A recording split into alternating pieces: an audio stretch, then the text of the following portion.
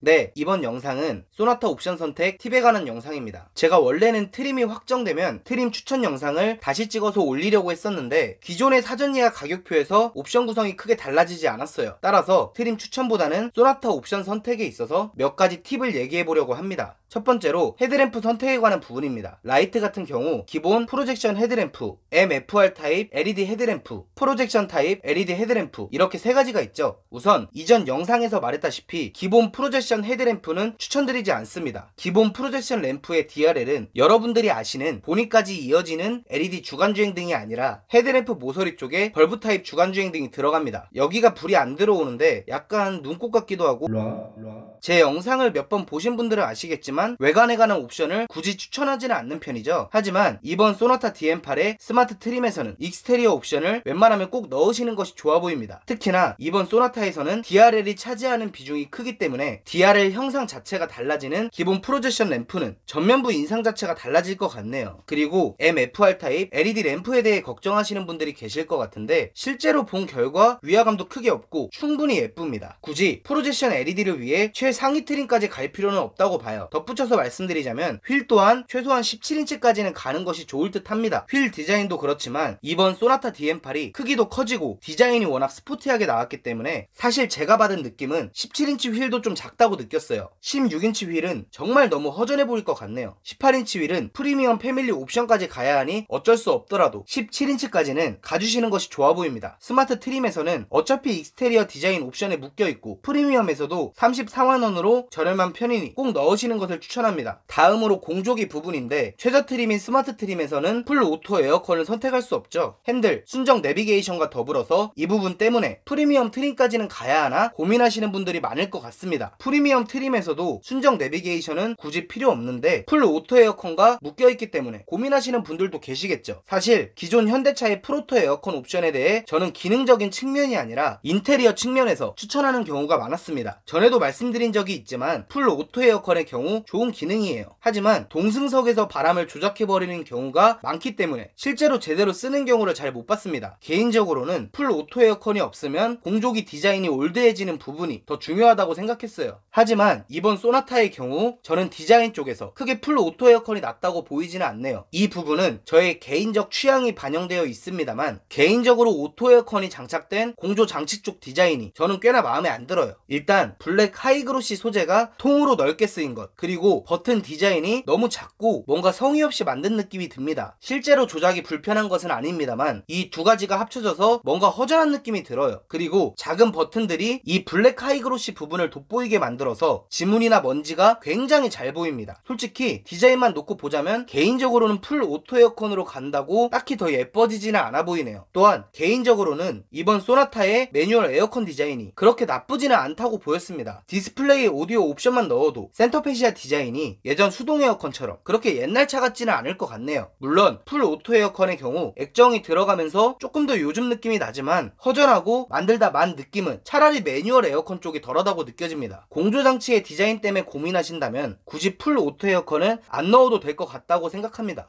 마지막으로 12.3인치 풀 LCD 클러스터가 프리미엄 밀레니얼부터 가능하기 때문에 이 부분에서도 많은 분들이 고민하실 것 같습니다. 사실 제가 보기에는 플래티넘 옵션을 추가하지 않는 이상 굳이 필요할까라는 생각이 드네요. 이게 후측방 모니터가 없다면 사실상 디지털 계기판일 뿐입니다. 물론 시각적으로도 그렇고 정보 전달 측면에서도 장점은 있겠죠. 하지만 장점이 있는 만큼 단점이 있습니다. 디지털 계기판에서는 속도계와 RPM 게이지의 위치도 그렇고 RPM 게이지의 바늘 방향이 기존 차들과 반대 방향이 됩니다. 저의 경우 생각보다 많이 거슬렸습니다. 솔직히 불편했어요. 저의 의견만은 아닌 것이 기존의 많은 리뷰에서도 지적했던 부분이죠. 하지만 기본 클러스터에는 기존의 계기판이 그대로 들어갑니다. 또한 벤츠마냥 내비게이션과 클러스터가 이어지는 것도 아니기 때문에 아날로그 계기판이 들어간다고 디자인적으로 크게 위화감도 없습니다. 기본 클러스터에서도 웬만한 정보는 다 보여주죠. 솔직히 제 입장에서는 일반 클러스터가 더 편할 것 같네요. 물론 앞에도 말했다시피 화려함이나 인테리어, 정보의 시한성이 좋아지는 등 풀 LCD 클러스터의 장점도 있겠지만 플래티넘 옵션까지 넣어서 후측방 모니터를 넣으실 것이 아니라면 저는 솔직히 굳이 넣자고 프리미엄 밀레니얼 트림까지 갈 만한 옵션은 아니라고 봅니다. 하지만 어디까지나 저희 기준일 뿐 사람마다 기준이 다 다르겠죠.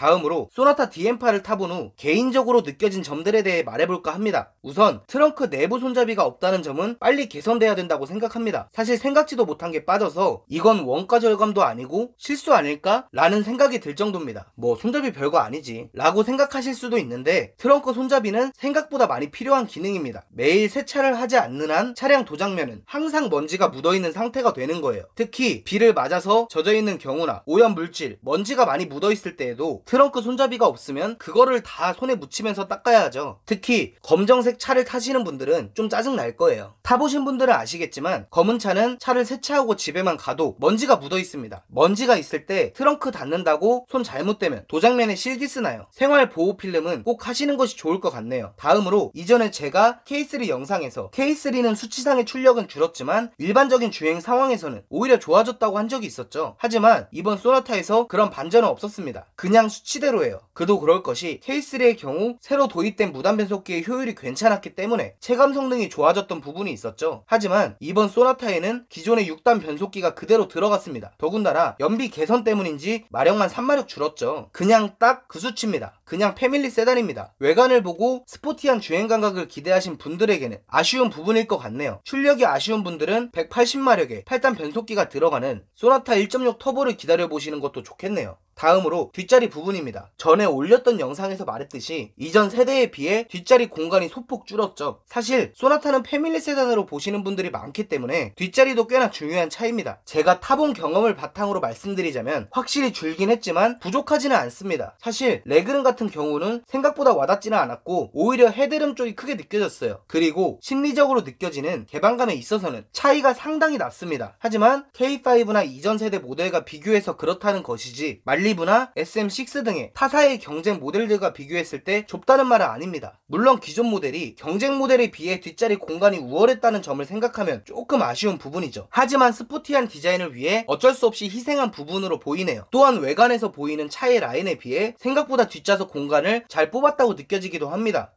정리하자면 LF 소나타의 뒷자리 공간이 넉넉하다는 느낌을 줬다면 지금은 충분하다는 느낌이라고 할 수 있겠네요. 단 센터 터널의 높이가 높아진 점은 조금 아쉽게 느껴집니다. 3세대 플랫폼이 적용되면서 이전 세대에 비해 2열에서의 센터 터널 높이가 꽤 높아졌어요. 4명까지야 별 상관없는 부분이지만 5명이 탈 경우에는 조금 불편할 수도 있을 것 같네요.